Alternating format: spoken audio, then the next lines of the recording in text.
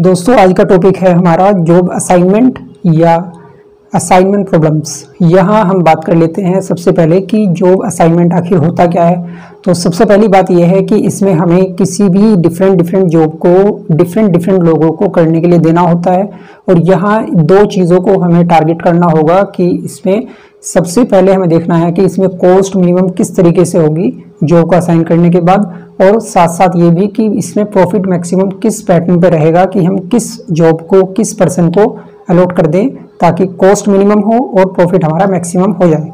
तो इसी टॉपिक को हम आज यहाँ पर डिस्कस करने वाले हैं। एक प्रॉब्लम को लेके हम यहाँ पर इसे आगे बढ़ाएंगे और उसके बाद देखते हैं कि आगे से हम कौन सा मेथड लगाने वाले हैं और किस प्रोसेस के अकॉर्डिंग हम इसको कंप्लीट करेंगे। प्रॉब्लम हमारे सामने आ चुकी है और इस प्रॉब्लम को हमें सॉल्व किस तरह से करना है और यहाँ पर हमें फाइंड आउट क्या करना है, इसको हम एक बार फिर से समझ लेते हैं कि हमारे पास क्या इंफॉर्मेशन है। पहले इसको देखिए।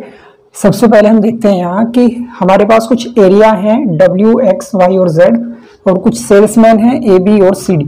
अब ये 4 सेल्समैन हैं और 4 ही हमारे पास एरियाज हैं। अब हमें हर एरिया में जो जॉब हमारे पास है, ये सारी जॉब्स हैं हमारे पास, इधर ये यहाँ W, X और Y, Z, इन एरिया में हमारे पास कुछ जॉब्स हैं और ये इन्हीं एरिया में काम करने के लिए हमारे पास सेल्समैन है 4।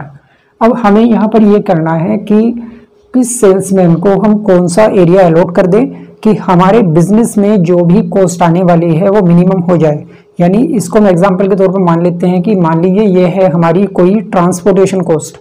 अब अगर हम ये कहते हैं कि अगर ए सेल्समैन को हम W एरिया की जो जॉब है वो अलॉट करते हैं तो हमारा 11 रुपीज़ का खर्च हो जाता है, और अगर एक ही को हम X वाली जॉब अलॉट करते हैं तो वहाँ पर 17 रुपीज़ का खर्च हो जाता है।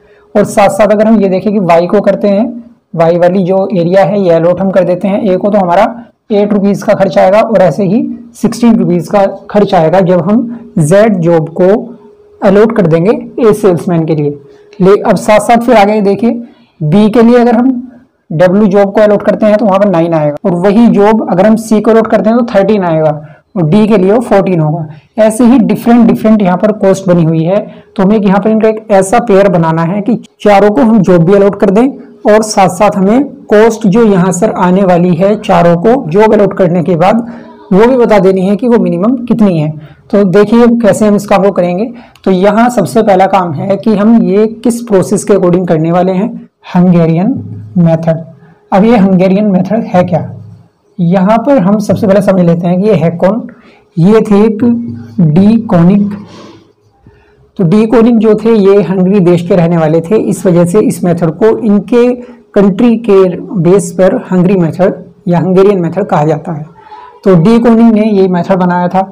मेथड ये है क्या, इस मेथड में हमें कुछ स्टेप्स को फॉलो करना होगा और उससे हमें पता चलेगा कि हम किसी भी जॉब को, जब हम किसी सेल्समैन को या किसी भी अदर पर्सन को कोई जॉब अलॉट करेंगे तो हमारी कॉस्ट मिनिमम कैसे होगी।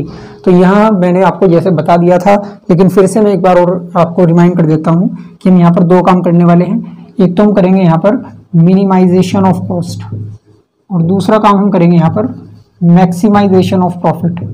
अब अगर हम बेसिक तौर पे इसे देखें तो बिजनेस के अंदर सिर्फ 2 ही काम हम करने के लिए सारे स्टेप्स को फॉलो करते हैं कि हम जो भी प्रोडक्ट बना रहे हैं, जो भी हम सर्विस दे रहे हैं अपने कस्टमर्स को, कंज्यूमर्स को, उसकी कॉस्ट हमारी मिनिमम हो जाए। और दूसरा जो हमारा स्टेप होता है वो होता है कि हमारा प्रॉफिट मैक्सिमम किस तरीके से हो जिस बिजनेस को हम कर रहे हैं। तो ये 2 चीज़ें हम फॉलो करते हैं और इसी दोनों चीज़ों को हम लेके चलते हैं कहाँ पर, ऑप्टिमाइजेशन टेक्निक्स में या ऑपरेशन रिसर्च में। यानी कि ये दोनों ही काम हमें लगभग हर साइंटिफिक टूल को यूज करते हुए फॉलो करना है। आते हैं टॉपिक पर अपने वापस। सबसे पहला काम इसमें होता है फर्स्ट स्टेप में, step first row reduction. Row reduction ये इसका पहला स्टेप है। यहाँ होना क्या है, यहाँ हमें ये देखना है कि रो जो है उसको रिड्यूस करना पड़ेगा। तो रिड्यूस करने के लिए हम देखेंगे कि रो में हमारे पास क्या वैल्यूज हैं। तो एक जो हमारे पास रो है इस तरह से मानी जाएगी, बी रो है, सी रो है और डी रो है। अगर हम यहाँ पे कहते हैं कि कॉलम, तो कॉलम जैसे हम जानते हैं W, X, Y और Z इस तरह से, यानी कि जो वर्टिकल होगा वो कॉलम होगा, जो हॉरिजॉन्टल होगा वो रो होगा। तो सबसे पहला काम रो रिड्यूस करने का है। तो हम ये देखेंगे कि यहाँ पर फर्स्ट वाली रो में, यानी जो ए सेल्समैन के लिए रो बन रही है, उसमें हमारे पास मिनिमम वैल्यू कहाँ पर है? मिनिमम वैल्यू हमारे पास आ रही है यहाँ पर 8। अब इस 8 को हमें बाकी सारी अदर वैल्यूज ऑफ रो में से लेस कर देना है। तो कैसे करेंगे? अब आप 11 में से 8 को लेस करेंगे तो यहाँ बचेगा आपका 3, 17 में से 8 लेस करेंगे तो आपका बचेगा यहाँ पर 9, 8 माइनस 8 करेंगे 0 आ जाएगा, और 16 माइनस 8 करेंगे यहाँ पर 8 आ जाएगा। ऐसे ही अब सेकंड वाली रो में चेक करेंगे, यहाँ पर मिनिमम हमारे पास आ रहा है 6, तो 9 में से 6 लेस जाएंगे तो बचेगा आपका 3, 7 माइनस 6 1 आ जाएगा, 12 माइनस 6 6 आ जाएगा, और 6 माइनस 6 0। इसी तरह से अब देखेंगे सी में, तो यहाँ पर 12 मिनिमम है, 13 माइनस 12 आ जाएगा आपका 1, 16 माइनस 12 आपका आ जाएगा 4, 15 माइनस 12 आ जाएगा 3, और 12 माइनस 12 0। इस तरह से लास्ट में आ गए हम। मिनिमम यहाँ पर 10 है, 14 माइनस 10 4, 10 माइनस 10 0, 12 माइनस 10 2, 11 माइनस 10 1। इस तरह से हमने फर्स्ट वाला जो हमारा स्टेप था उसे कंप्लीट कर लिया, और आगे बढ़ जाएंगे अब हम इसके बाद। यानी अब हम यहाँ पर पहले स्टेप को किस तरह से कंप्लीट करना था वो हम समझ गए हैं। यानी रो को हमने रिड्यूस कर लिया है एक ऐसे स्टेप से जिसमें हमें पता चला कि जो भी वैल्यू किसी भी रो में सबसे मिनिमम होगी उसको हमें बाकी अदर वैल्यूज में से लेस करके जो वैल्यू आएगी उसको बची हुई वैल्यूज को यहाँ पे लिख देना है, और इस तरह से एक नई मैट्रिक्स हमारे सामने तैयार हो जाएगी। और इसके बाद हम नेक्स्ट जो हमारा स्टेप है उसको फॉलो करेंगे। उसमें हमें क्या करना है?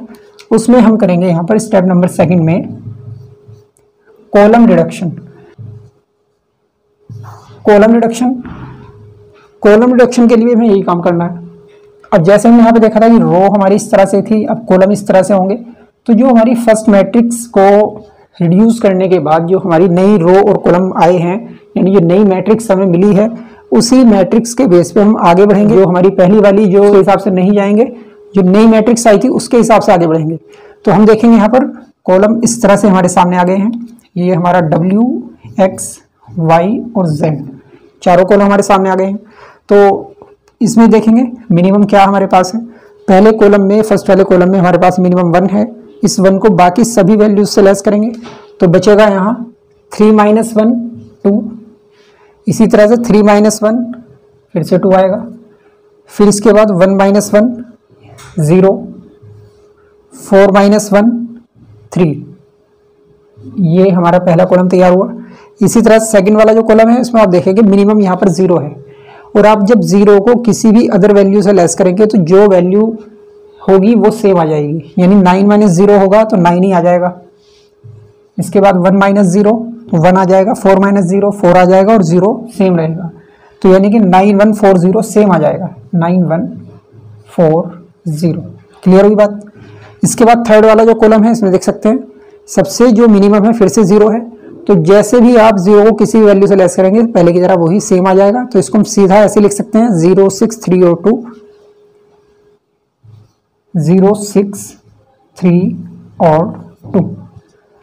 और इसी तरह से आप देखेंगे यहाँ पर लास्ट में भी 2 0 हमारे पास हैं, एक के बजाय यहाँ पर 2 मिल रही हैं, तो कोई बात नहीं है। जैसे हम देखेंगे 0 को फिर से लेस करेंगे तो वो सेम आ जाएगा। तो 8 0 0 1 ये नई हमें फिर से वैल्यू मिल जाएगी, 8 0 0 1। और ये हमारी जो स्टेप सेकंड की जो कंडीशन थी वो कंप्लीट हो गई। यानी हमने कॉलम के हिसाब से भी वैल्यूज़ को रिड्यूस कर लिया है। अब हमारे पास एक और नई मैट्रिक्स आ गई है जिसमें कॉलम W, X, Y और Z है। और इसके बाद हमारे पास क्या है, यहाँ पर है हमारे सेल्समैन A, B, C और D। यहाँ तक हमने काम कर लिया है अपने क्वेश्चन का। जो बेसिक इसमें काम था वो हमने कंप्लीट कर लिया। अब हम चलते हैं इसमें आगे। तो आगे के लिए हमें क्या करना होगा कि इसी टेबल को हम फिर से एक बार और लिख सकते हैं सेम इसी तरह से, लेकिन मैं आपको यहीं पर बता देता हूं कि हमें करना क्या है।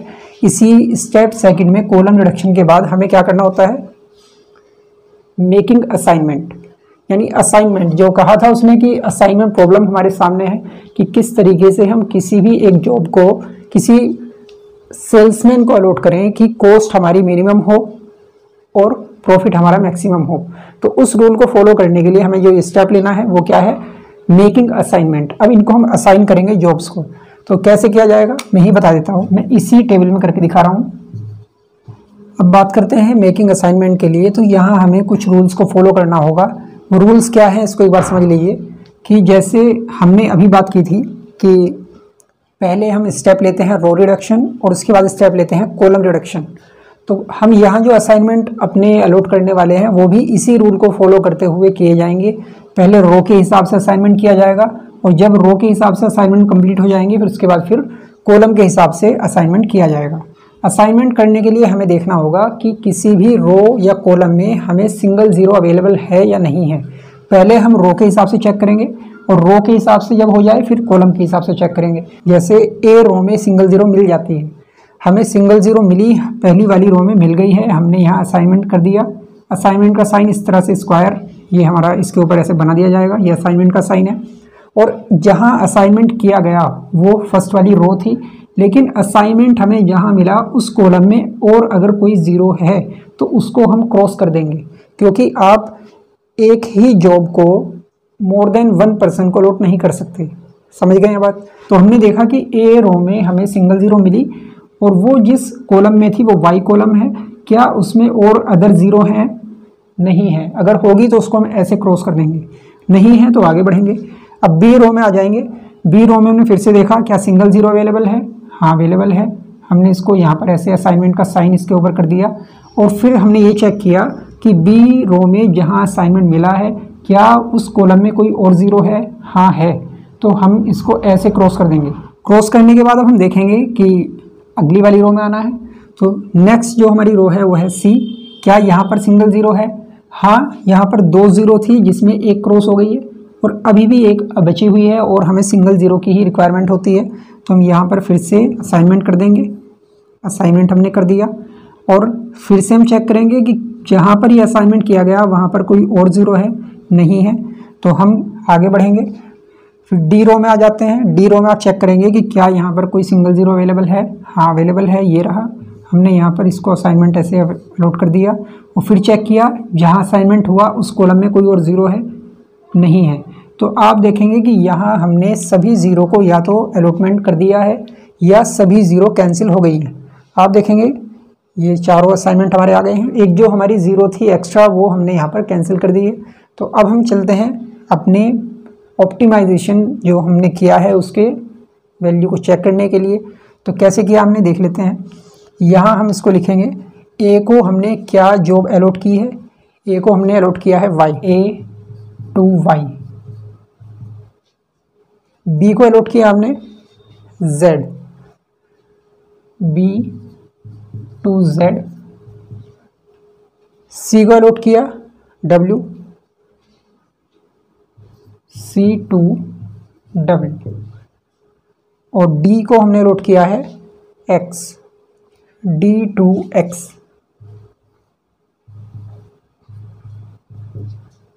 ये अलॉटमेंट हो गए हैं। अब इसमें वैल्यूज़ को पुट करना है। वैल्यूज़ पुट करने के लिए हम जाएंगे, सबसे पहले जो हमें प्रॉब्लम में वैल्यूज़ दी गई थी उनको यहाँ पे पुट किया जाएगा। तो हमने क्या किया है, ए को अलॉट किया है वाई और वाई के लिए जहाँ पर ज़ीरो है वहाँ ओरिजिनल मैट्रिक्स में वैल्यू थी 8, तो हम यहाँ पर लिखेंगे 8। इसी तरह से देखेंगे बी के लिए जो अलॉटमेंट है वो जेड में आ रहा है और यहाँ बी के सामने ओरिजिनल मैट्रिक्स में है जेड की वैल्यू 6, तो यहाँ लिख देते हैं 6। और इसी तरह सी को हमने अलॉट किया डब्ल्यू और सी के सामने डब्ल्यू में हमारे पास कितना है 13 है, तो यहाँ लिखते हैं 13। और डी को अलॉट किया हमने एक्स और डी के एक्स में वैल्यू हमारे पास कितनी है 10, यहाँ लिख देते हैं 10। और ये टोटल हमारी कॉस्ट आ गई है जो मिनिमम है, कितना हो गया भैया 37 आ गया है। अब ये क्या है 37 है ये हमारी कॉस्ट। किस चीज़ की कॉस्ट है? जॉब्स को अलॉट करने की एरिया वाइज। हम अगर ए सेल्समैन को वाई जो जॉब है वो एरिया जॉब जो भी वो करेगा वाई एरिया में अलॉट करेंगे तो वो 8 रुपीज़ की वहाँ कॉस्ट लगने वाली है। बी के लिए कॉस्ट कितनी लगने वाली है 6 रुपीज़ और सी के लिए कितनी लगने वाली है 13, डी के लिए लगने वाली है 10। तो ये हमारी टोटल कॉस्ट आ गई है जो मिनिमम है।